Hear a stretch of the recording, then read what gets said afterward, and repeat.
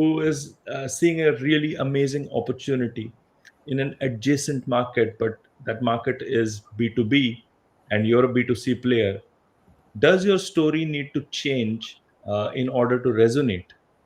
This is a fair question, and it's something that we are going to try and address in this specific episode of ours. What we are going to try and do is look at a recent trend in the education sector and see potential hazards as well as opportunities and maybe an approach to do so. But let's see what Janavi has to say about the education sector and where she's picked up this trend from. Yeah.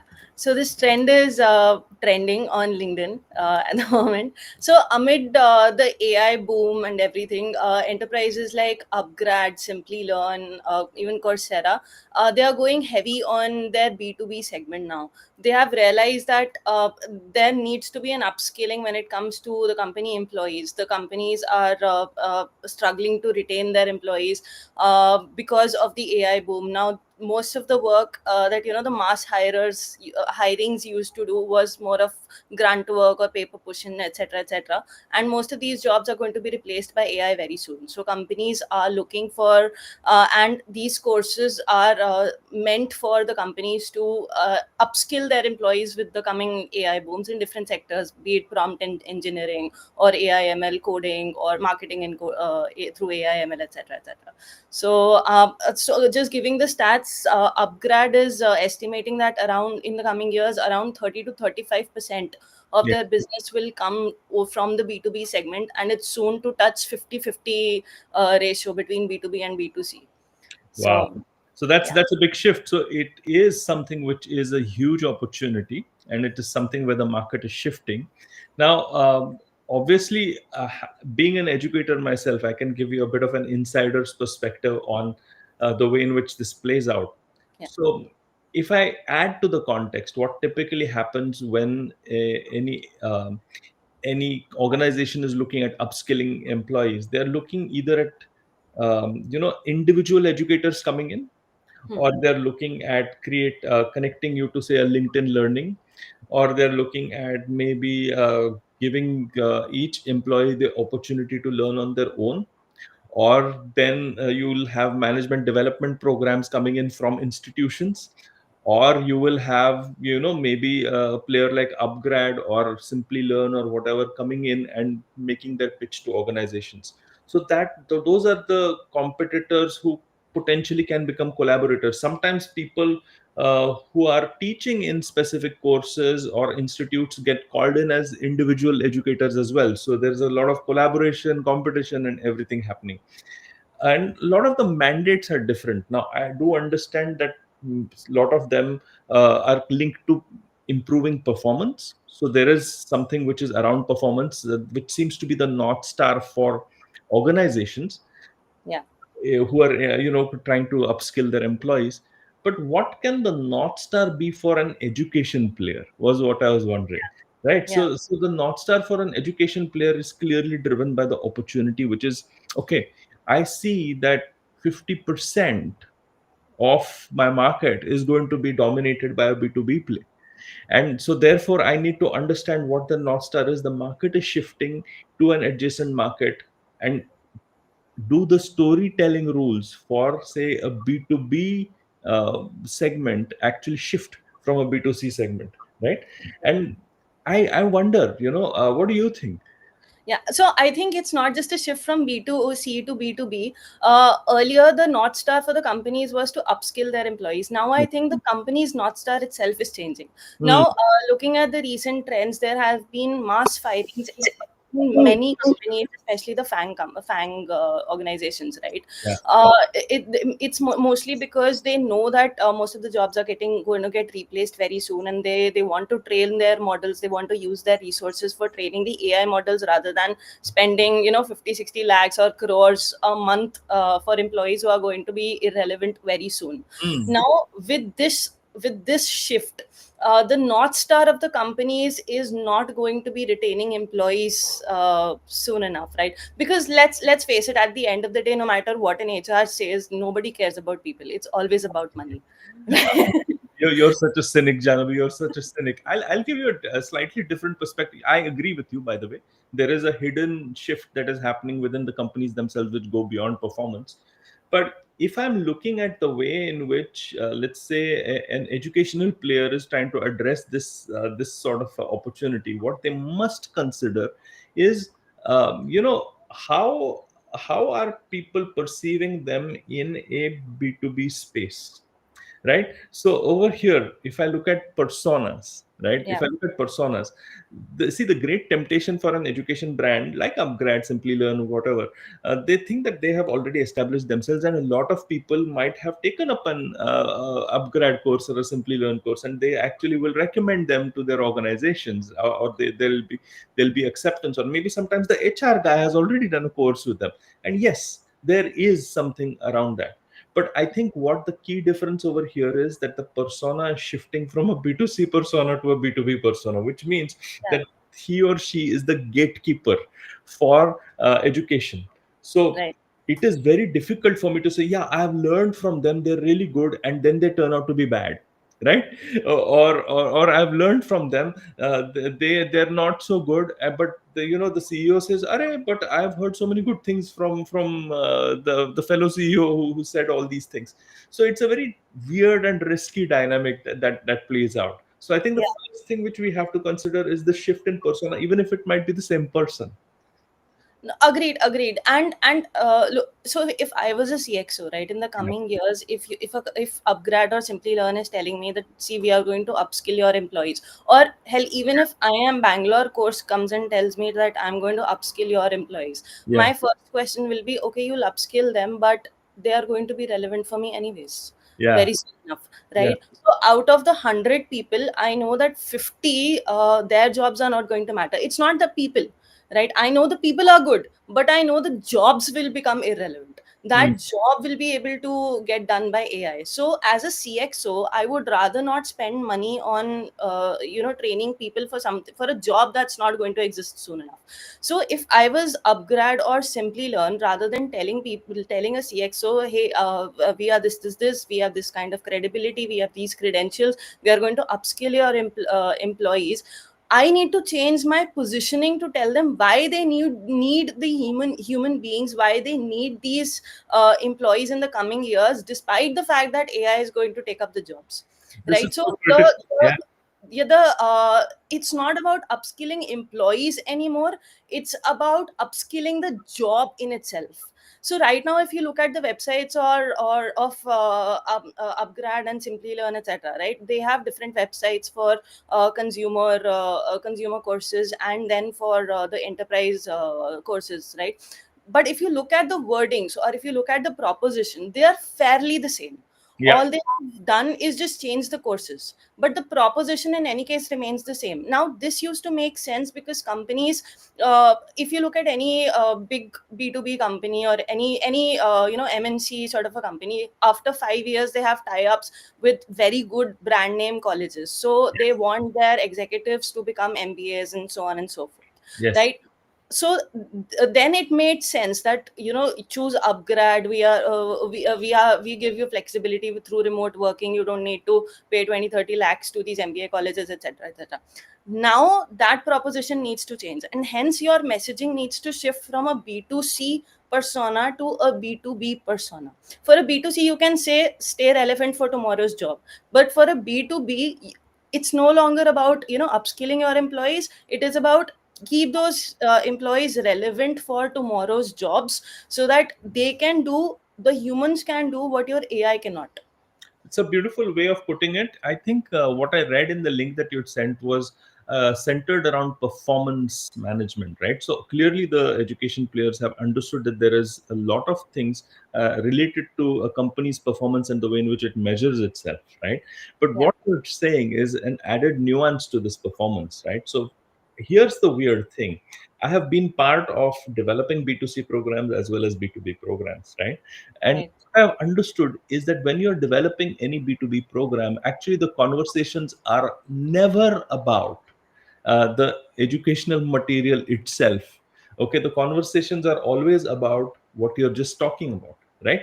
Which is around the strategy which the company is going to take, right? Which is around the company's North Star, the way in which the company is seeing its own North Star. Where does this all fit in? Who are the influencers? What do they want? Who are the different stakeholders? What does marketing want? What does sales want? Etc, etc, etc.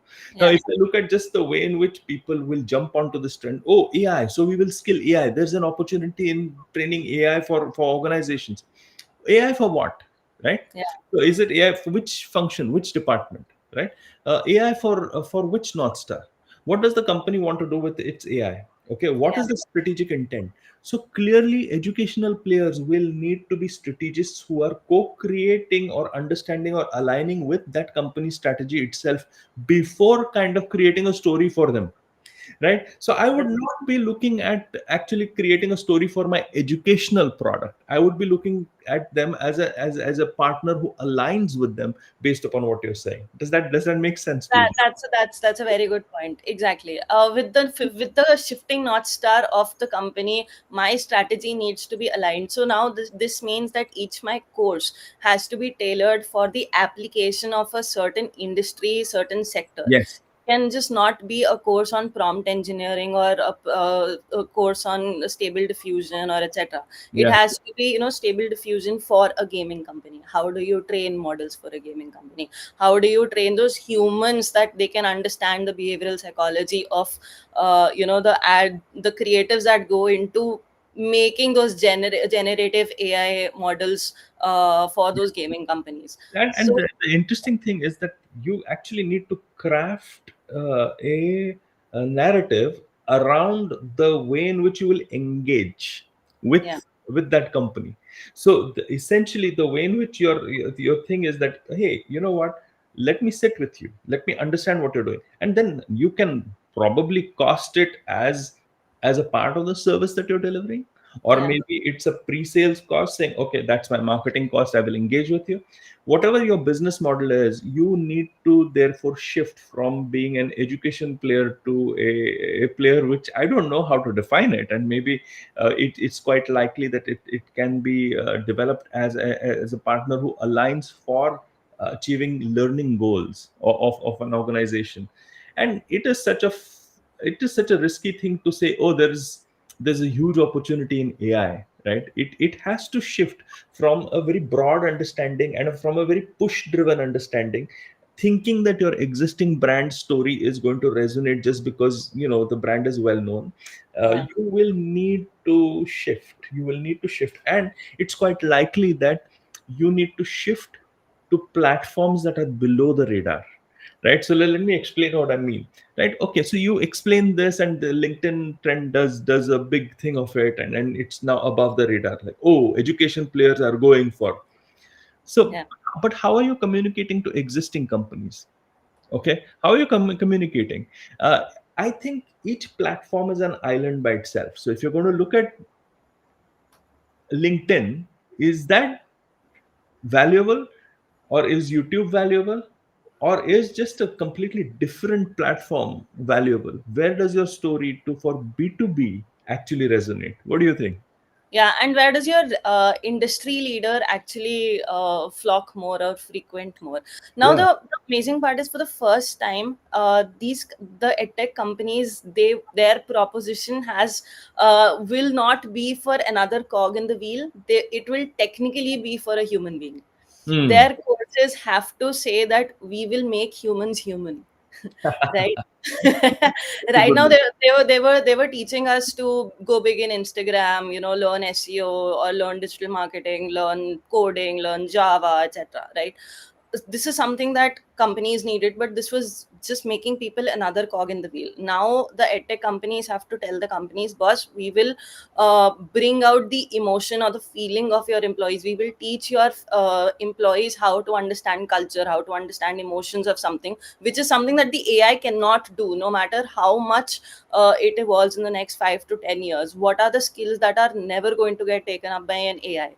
The companies that are able to provide, the tech companies that are able to provide this product proposition to the B2B enterprises, they are the ones who will get the maximum chance of penetration. Yeah, Because everybody right now knows what AI is going to make redundant in the next coming years. I completely understand that is one product angle. The second product angle can be, okay, you want to retrench people. Okay, so then how do you get AI to magnify? How do you get AI to multiply? So that can be another. It really Yeah, depends on the strategy that your company is taking. I feel that the more I think about it, it's not just about the story, but it's about the platform that you choose. And I am banging on about this, and I'll tell you why. If I look at the way in which their existing playbook is, okay, hmm, people get their comfort zones. Okay, so we will have a playbook that announces this, puts it on LinkedIn, puts it, we have a, and then there is a newsletter that goes. None of that can actually work, because when you get comfortable with creating a story around a certain set of platforms and the rest of it, that's your strength. But you will need to like completely relearn. You might need to add a completely new platform, like for example a B2B event, right? yeah, Can potentially be or a roundtable calling various CEOs can potentially be a very wonderful platform. But for that, you need storytelling skills that stick on that platform rather right. than just transporting those skills. And that's easier said than done. Right. That's easier In said. fact, B2C, your B2C proposition or the persona in itself can be the brand advocate for your B2B enterprise. Yes. If I'm teaching a human, if I'm teaching an employee to become, human centric in an AI era, those are the employees that are going to grow up the ladder in the next coming 1 to 2 years. Now, these are the people who'll understand the significance of those kind of courses Yes. or that kind of a proposition. So if I have done this kind of a course from upgrad, I would definitely, because I know its benefit and because I know that it's helping me grow up the organization, then I as an employee itself would want to hire another person who has done a course from upgrad. And slowly the word of mouth becomes another medium, another platform for you. Yes. uh, yeah. And then roundtable conference, definitely, I mean, till date, B2B has been known for conferences or trade shows, etc. But edtech as a platform, as an industry, has Yeah. never been much of a part of those trade shows. It has just been other manufacturers or other service providers. Now edtech has to be the service provider rather than just an extended arm, or as a different channel, or just as some allied kind of an industry that can help a B2B enterprise become what it is. Now it will be another sister concern of any B2B enterprise. Wonderful. So, in order for me to wrap this up, here's what I've learned, right, in this conversation that I've had with you. The first is, don't expect your existing brand and its story to actually transport really well and seamlessly to an adjacent market or from a B2C to B2B scenario. The Yeah, second thing is, it's not necessary that an opportunity and a product for that opportunity is sufficient. What you yeah, need to actually figure out is, how do I wrap it up in a story that actually resonates. The right. third is, you need to look at how personas, the same people, change because of the context. Yeah. The fourth is, actually the North Star of your client or your customer is more important than your own North Star in this case, Yes, because you need to shift gears here. So many lessons here and so many potential story approaches as well. I hope this was of some use, not just to the education sector, but any sort of CEO or CXO looking at adjacent market opportunities. You know, exactly, there's a exactly. lot. There's a lot And of gold. that's what he There's said. a lot of gold. Yeah, there's a lot of gold in there. Them there hills is what they say, but you'll need a shovel. You'll need the right shovels. Yes, and it's very important for the companies or any service provider to call a spade a spade. And Hmm. like we said in the last live, right? Don't take any trend as a gravy train that you can just hop on. See how Yeah. you can leverage that trend for the North Star. And in Yes. your case, in this case, there are two North Stars. your North Star will always be dependent on the company's North Star. So if you forget the company's North Star and the spade a spade North Star, not just upskill your employees or retain your employees North Star, but Absolutely. the actual money making, economically viable North Star, only then will you survive the next coming 5 to 6 years. Awesome. Well said, Janavi. And on that happy but somber note, we should let people go. Yeah. Thank you so much for joining us, guys. And we will start again on next Tuesday. Sorry for missing this Tuesday, but Janavi was shifting from one town to the other, so I just had to bear with that. Sorry, but So that's how it goes. bus, huh? All right. Thank you so much, guys. Thank you.